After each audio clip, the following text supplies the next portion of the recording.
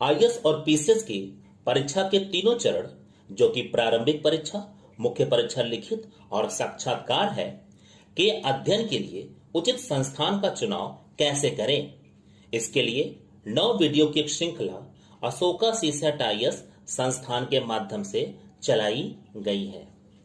अब तक 3 वीडियो के द्वारा प्रारंभिक परीक्षा के दोनों प्रश्न पत्रों के तैयारी के दृष्टिकोण से उचित संस्थान का चुनाव कैसे करें की चर्चा की जा चुकी है। अब आज के इस चौथे वीडियो के माध्यम से आईएएस और पीसीएस की मुख्य परीक्षा लिखित के अध्ययन के लिए उचित संस्थान का चुनाव कैसे करें की चर्चा को स्पष्ट किया जाएगा। मुख्य परीक्षा पर यह चर्चा आगे की वीडियो में भी जारी रहेगी। तो चलिए अपने वीडियो की शुरुआत करते हैं।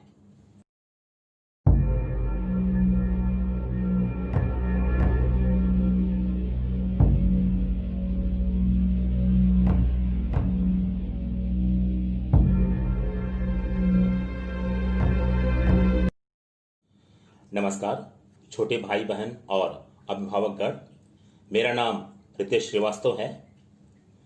आईएएस और पीसीएस की तैयारी करने वाले शुरुआती विद्यार्थी अपने उचित मार्गदर्शन के लिए सही संस्थान का चुनाव कैसे करें, इसके अंतर्गत आज के इस 9 वीडियो सीरीज के चौथे वीडियो की चर्चा में मुख्य परीक्षा लिखित को शामिल किया गया है। इस वीडियो पर चर्चा शुरू करने से पहले मैं आईएएस और पीसीएस की परीक्षा से जुड़े कुछ महत्वपूर्ण पहलुओं की ओर आपका ध्यान आकृष्ट करना चाहूंगा। जैसा कि हम जानते हैं कि आईएएस और पीसीएस की परीक्षा की तैयारी परीक्षा के तीनों चरणों, प्रारंभिक परीक्षा, मुख्य परीक्षा लिखित तथा साक्षात्कार के लिए करनी होती है। अगर यह तैयारी आप विद्यार्थी किसी संस्थान के मार्गदर्शन में करना चाहते हैं तो एक प्रश्न पैदा होता है कि मार्गदर्शन में संस्थान से जुड़कर आप परीक्षा के किसी एक चरण की तैयारी करना चाहते हैं या परीक्षा के तीनों चरणों की। यदि तीनों चरणों की तैयारी करनी है तो क्या इसे क्रमशः प्रत्येक चरण के साथ अलग अलग समय में करेंगे या फिर अपनी तैयारी की शुरुआत से ही तीनों चरणों की तैयारी एक साथ ही करेंगे। हालांकि यूपीएससी ने जिस प्रकार से परीक्षा में शामिल विषयों के सिलेबस के ज्ञान का परीक्षण परीक्षा के तीनों चरणों में बांटकर करने की प्रक्रिया अपनाई है, उस प्रक्रिया के अंतर्गत परीक्षा की तैयारी के यूपीएससी के खुद के उचित मानकों में परीक्षा के तीनों चरणों की एक साथ तैयारी का ही विचार है। यहां पर मैं केवल इस तथ्य से अभी मात्र आपको अवगत करा दे रहा हूं कि निश्चित रूप से परीक्षा के तीनों चरणों की एक साथ तैयारी का विचार एक उचित तार्किक दृष्टिकोण है। इस तथ्य का विश्लेषण मैं आगे एक अलग वीडियो में करूंगा, लेकिन शून्य से तैयारी शुरू करने वाले विद्यार्थियों को लेकर देश की सर्वश्रेष्ठ योग्यता की तलाश करने वाली इस प्रतिस्पर्धा परीक्षा में जिस तरह के उच्च स्तर के अध्ययन व अध्यापन की आवश्यकता होती है, उस स्तर पर मार्गदर्शन के लिए उचित संस्थान व शिक्षक का चुनाव एक बहुत ही गंभीर विषय है तथा यह उतना ही चुनौतीपूर्ण भी है। यहां पर अक्सर विद्यार्थी संस्थानों के आकर्षक व भावुक विज्ञापनों के बीच में उलझकर अपना भविष्य गलत संस्थानों तथा शिक्षकों के हाथों में सौंप देते हैं। इसलिए विद्यार्थी यदि उचित संस्थान का अपने अध्ययन के लिए चयन करना चाहता है तो उसे परीक्षा के तीनों चरणों की तैयारी की आवश्यकताएं तार्किक रूप से स्पष्ट पता होनी ही चाहिए, ताकि विद्यार्थी उचित संस्थान की तलाश करते समय संस्थानों में जाकर परीक्षा की आवश्यकताओं की तलाश कर सके तथा उनकी सही पहचान भी कर सके। इसके साथ ही यह भी जान सके कि सीमित समय के बीच में संस्थान उनकी उपलब्धता विद्यार्थी तक कैसे कराएगा। अपने इसी ईमानदार प्रयास में मैं प्रारंभिक परीक्षा से साक्षात्कार तक की तैयारी के लिए उचित संस्थान का चुनाव या तलाश कैसे करें, इस पर 9 वीडियो की एक सीरीज चला रहा हूं। इसी संदर्भ में आज के इस वीडियो में आईएएस और पीसीएस की मुख्य परीक्षा में विषयों के विस्तार को स्पष्ट किया गया है। आईएएस की मुख्य परीक्षा लिखित में सामान्य अध्ययन के 4 प्रश्न पत्र होते हैं। प्रत्येक प्रश्न पत्र 250 अंकों का होता है। चारों प्रश्न पत्रों के कुल 1000 अंक होते हैं। पीसीएस में भी सामान्य अध्ययन के 4 प्रश्न पत्र होते हैं। प्रत्येक प्रश्न पत्र 200 अंकों का होता है। चारों प्रश्न पत्रों के कुल 800 अंक होते हैं। आईएएस और पीसीएस दोनों में ही एक वैकल्पिक विषय के अध्ययन को मुख्य परीक्षा में शामिल किया गया है।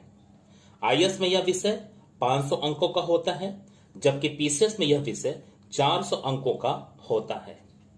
इसके साथ ही आईएएस और पीसीएस दोनों की ही मुख्य परीक्षा लिखित में एक निबंध का प्रश्न पत्र भी होता है।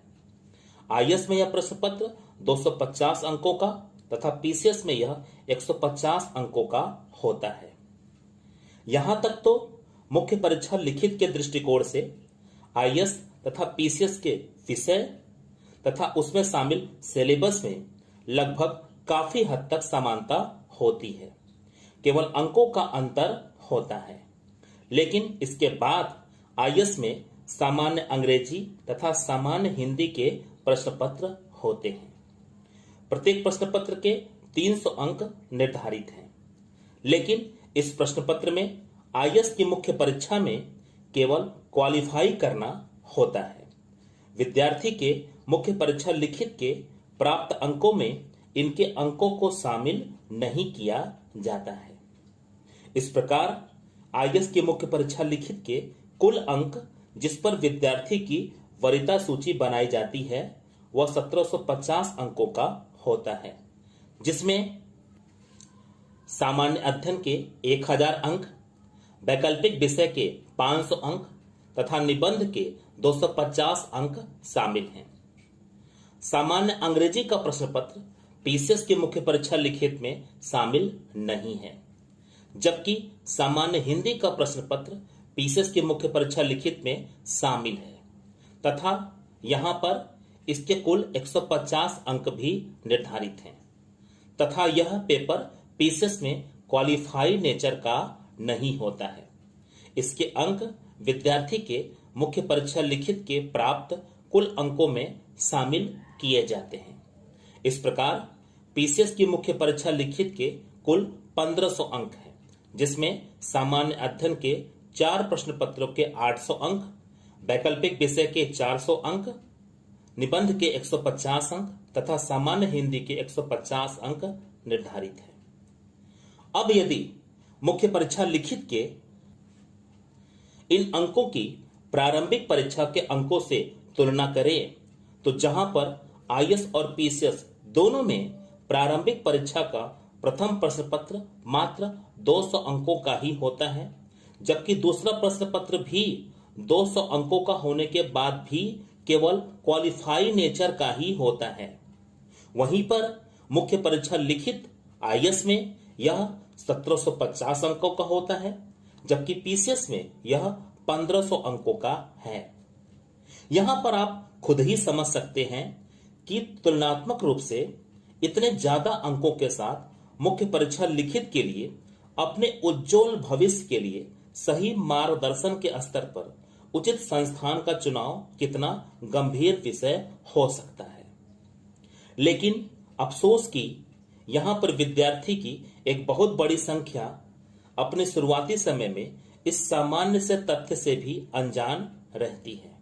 खासकर छोटे शहरों के विद्यार्थी, वो तो मुख्य परीक्षा लिखित के इस गंभीर पहलू से ठीक से परिचित भी नहीं होते हैं तथा अपने लिए आवश्यक मार्गदर्शन को गलत हाथों में सौंपकर अपना भविष्य बनने से पहले ही बर्बाद कर देते हैं। इसलिए एक ईमानदार शिक्षक के रूप में आपके सुनहरे भविष्य की आशा में आपको जागरूक करने के लिए मैं यह जिम्मेदारी उठा रहा हूं। मुख्य परीक्षा लिखित पर संस्थानों के चयन के इस सामान्य अवलोकन के बाद मैं आगे की वीडियो में मुख्य परीक्षा लिखित के प्रत्येक विषय को अलग अलग कर उस पर संस्थानों के चयन की दशा को तार्किक रूप से स्पष्ट करूंगा। इसके अंतर्गत सबसे पहले मैं अपने 5वें वीडियो में सामान्य अध्ययन के प्रश्न पत्रों को शामिल करूंगा। बस अब आज के इस वीडियो में इतना ही। नमस्कार, धन्यवाद।